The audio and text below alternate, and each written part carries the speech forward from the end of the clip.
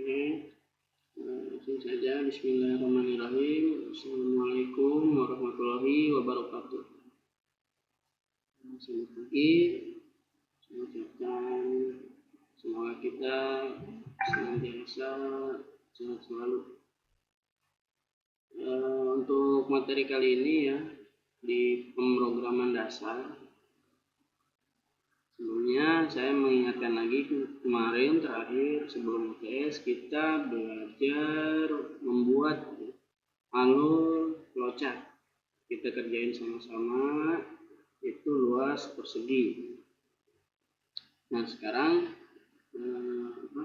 sebelum kita melanjutkan, saya ingin mengevaluasi ya. Saya akan memberikan tugas pada kalian. Tugasnya itu membuat sebuah flowchart ya, sama seperti kemarin. Kalian buat di handphone, di Android ya, menggunakan aplikasi WPS. Menggunakan aplikasi WPS.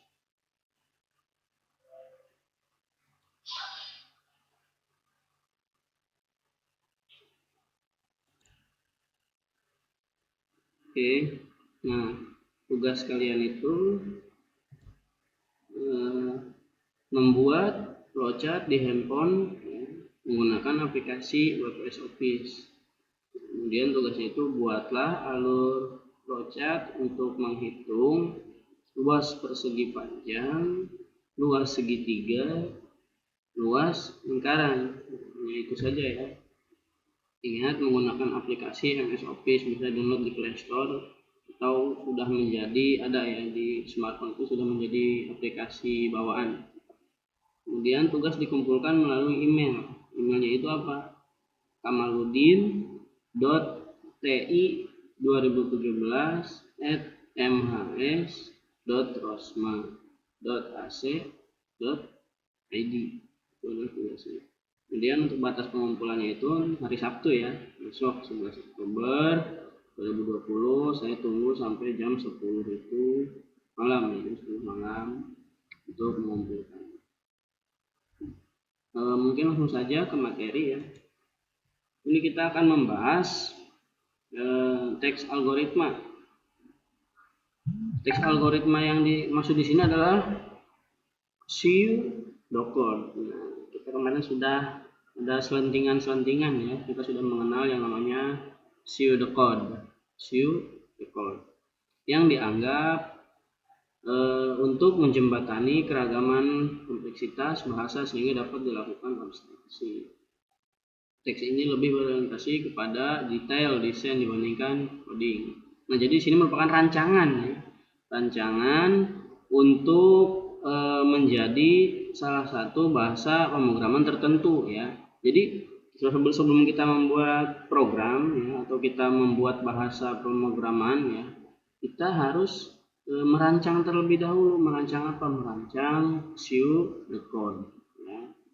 Kita merancang, kemudian setelah kita mempunyai ya teks algoritma atau pseudocode ini, nah ini nanti bisa translasi ya, bisa diterjemahkan, bisa dituangkan langsung ke dalam bahasa pemrograman ya. Contohnya yang akan kita gunakan itu nanti bahasa pemrograman Pascal. Jadi sebelum kita mengenal Pascal, kita buatkan dulu fondasi ya, atau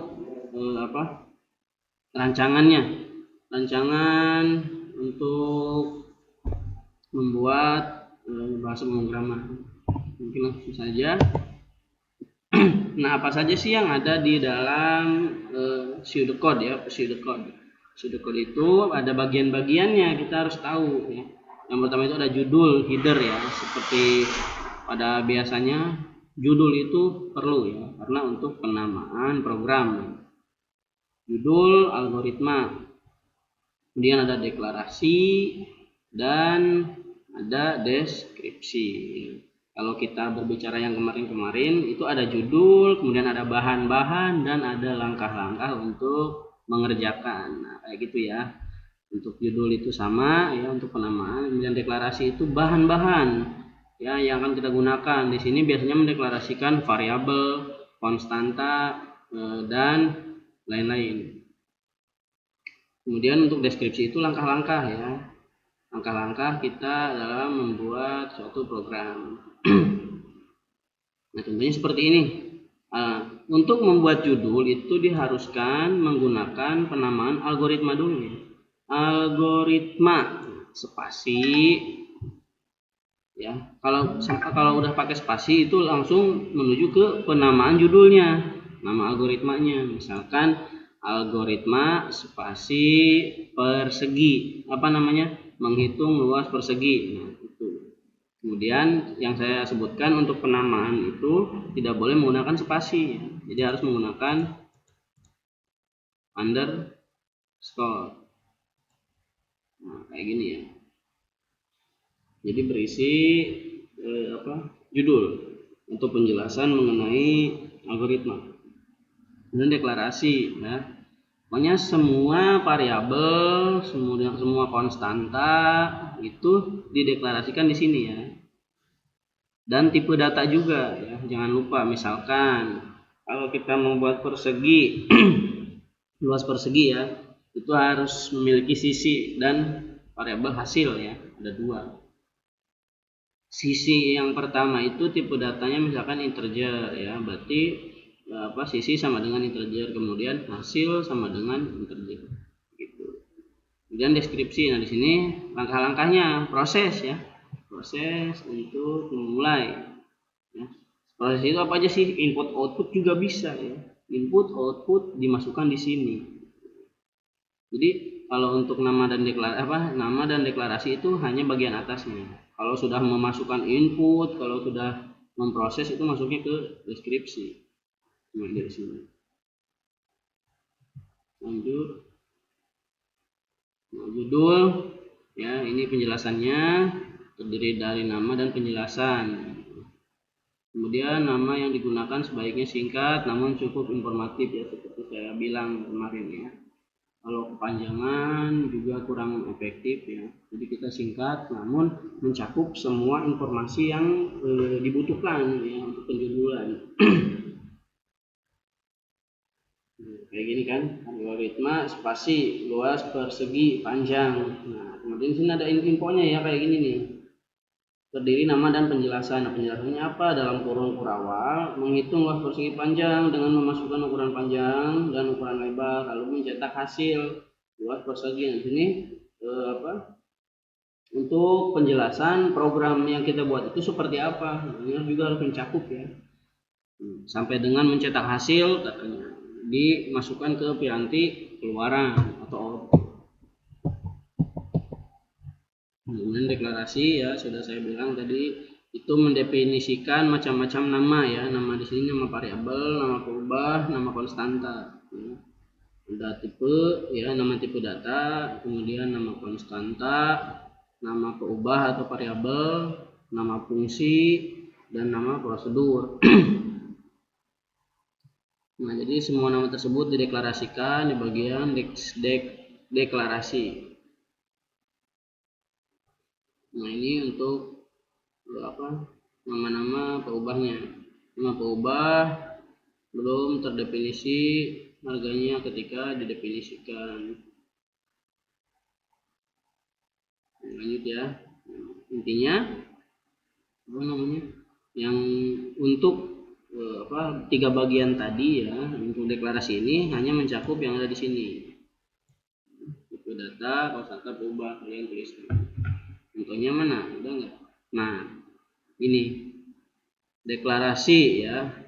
Misalkan ini ya, tipe titik itu namanya variabel ya, variabel titik tipe titik.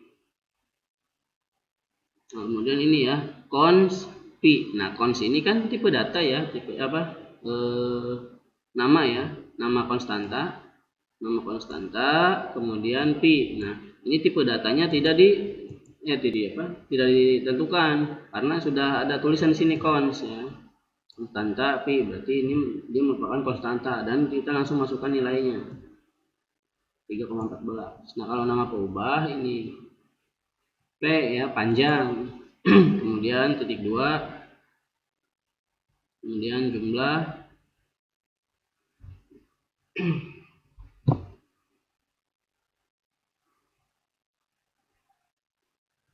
Nah, jadi kayak gini ya, P titik 2. Nah, nanti titik 2 ini akan berubah ya, kalau di dalam bahasa pemrograman itu berarti menggunakan sama dengan. Jadi variabel P sama dengan apa, integer misalkan, jumlah sama dengan integer, seperti itu ya. Jadi ini untuk pendeklarasian nama-nama variabel, nama konstanta ya, dan juga dan lainnya. Bisa saja ada nama prosedur, nama fungsi, masih banyak lagi. Kemudian lanjut di deskripsi. Nah, di sini merupakan bagian inti dari algoritma. Apa sih yang ada di situ ya, yang ada di deskripsi ini? Dapat berupa instruksi dasar seperti input dan output ya, sudah saya jelaskan tadi ya, mulai dari input dan output dimasukkan di deskripsi. Intinya langkah-langkahnya aja gitu kan, masukkan apa gitu kan. Kalau dalam kopi kan misalkan masukkan kopi, nah itu sudah masuk ke proses ya. Nah, adanya di deskripsi tentangnya. Kemudian harus ada urutan, kemudian ada pemilihan, pengulangan, intinya semua aja ya yang merupakan sebuah proses ya, perhitungan dan lain-lain. Intinya kayak gini. Nah, misalkan di sini deskripsi read ya. Nah, yang saya sebutkan bahasa pseudocode itu mirip dengan bahasa Inggris. Saya baca nih seperti ini ya, ini contohnya ya untuk pendeskripsian. Read A ya. Nah, di sini ada variabel A. Read ini untuk memasukkan ya, untuk masukkan. Jadi masukkan suatu nilai ke nilai A. Nah, nanti kalian nih yang memasukkan gitu kan. Misalkan nilai dari A itu berapa? 5 ya. Misalkan dari nilai variabel A itu 5. Nah, kemudian di sini nah, ingat ini sama dengan ya. Jadi nanti itu ada satu lagi variabel namanya variabel B. Variabel B ya. Kemudian nilainya itu sama dengan ya, ini sama dengan A mod 2 ya. Variabel A ini pemanggilan variabel, ingat lagi ya. Nanti karena ini sudah bernilai tadi 5, maka di sini akan otomatis berubah nantinya itu ya, 5 mod itu perhitungan di matematika ya, modulos gitu. Kalau nggak tahu tanya aja ke guru matematika ya. Ada nggak Pak modulus di matematika? Pasti ada. Jadi 5 mod 2 nanti itu hasilnya berapa? Jadi untuk mencari hasil nilai bagi ya, nilai bagi hasil sisa nilai bagi, misalkan 5 dibagi 2, 5 dibagi 2 itu 2. Kenapa 2? Nanti sisa 1. Nah, jadi mencari nilai sisanya itu ya. Enggak 0,5 enggak. Kalau 5 dibagi 2 itu bisa saja 2,5, tapi tidak. Di sini bukan mencari nilai pecahan tapi mencari nilai sisa ya. Karena di sini 5 dibagi 2 itu sama dengan 5 mod 2 itu sama dengan sisanya 1 ya. 5 mod 2 sama dengan 2 sisanya 1. Nah, jadi jika nilai B nanti itu nilai B-nya bernilai 1 ya, sama dengan 0 ya, maka bilangannya genap. Jadi kalau nilainya 5 ya, karena sisa 1 ya, berarti bukan 0 ya. Berarti jika nanti ini yang disebutkan perulangan dua kondisi ya. Jadi ada nilai B itu 0, ada nilai B itu 1. Jadi kalau di sini genap misalkan read A genap ya, 6 misalkan 6 mod 2 sisanya sisanya itu 0 karena 6 dibagi 2 itu 3 ya, dan tidak memiliki sisa yaitu sisanya 0. Makanya di sini ada kondisi 0. B-nya itu kondisinya 0 dan B-nya itu kondisinya 1. Ada 2 pastinya ya. Jadi kalau nilainya 0 maka tuliskan ya, write. Jadi jika nilai B sama dengan 0 maka tuliskannya apa? Bilangan genap. Jadi 6 itu bilangannya genap. Kemudian ada else. Nah, else itu selain dari itu, ini cara ngebacanya. Tuliskan bilangan ganjil ya. Pokoknya karena ada dua kondisi ya. Kondisinya itu 1 dan 0. Kondisinya itu 0 dan 1. Kalau 0 berarti genap. Pokoknya selain dari 0 ya kan. Karena selain dari 0 itu pasti ada cuma 1 doang ya. Nggak mungkin ada 2, 3 dan seterusnya. Jadi selain dari 0 tuliskan bilangan ganjil. Kemudian if. Jadi seperti itu. Jadi proses untuk menyelesaikan suatu permasalahan di sini dituliskan di deskriptif. Ini itu saja ya untuk pertemuan kali ini. Kita sudah membuat atau mengetahui sebuah deskriptif. Sekarang boleh saja ya saya contohkan terlebih dahulu. Judul algoritma saya contohkan untuk membuat algoritma program algoritma menghitung luas persegi. Saya tuliskan algoritma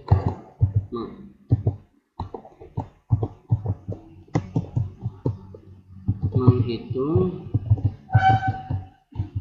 luas persegi. Kemudian tuliskan di sini penjelasannya, menghitung ya, dengan memasukkan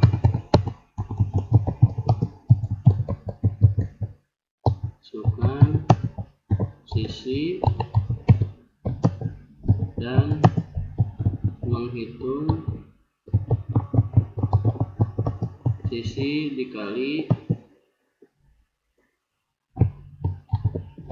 sisi dan menampilkan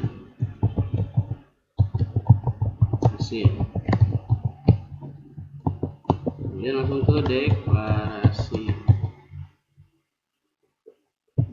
titik 2. Kemudian variabel apa aja yang kita butuhkan ya. Ini mah sudah ya, kita ya sudah tahu ya kemarin ya. Berarti ada variabel s ya, atau sisi aja deh, bisa disingkat sama dengan apa titik 2 ya. Titik 2 integer. Sudah integer. Kemudian hasil titik 2 integer.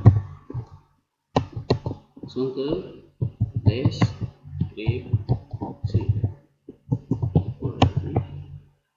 Di sini apa? Kita masukkan nilai sisi, berarti read dalam kurung sisi. Ya. Sudah. Kemudian langsung ke proses. Hasil titik 2 ya. Atau menggunakan tanda panah ya, karena di sini pasti tidak ada tanda panah ya. Ini menggunakan tanda panah sekali lagi ya. Atau kayak gini nih. Nah, tanda panah. Hasil sama dengan sisi ya. Maaf, ini penamaan juga harus benar. Sisi ya. Sisi kali sisi. Ini sudah. Kemudian kita tampilkan write dalam kurung sisi. Sudah. Ini langsung end. Gitu.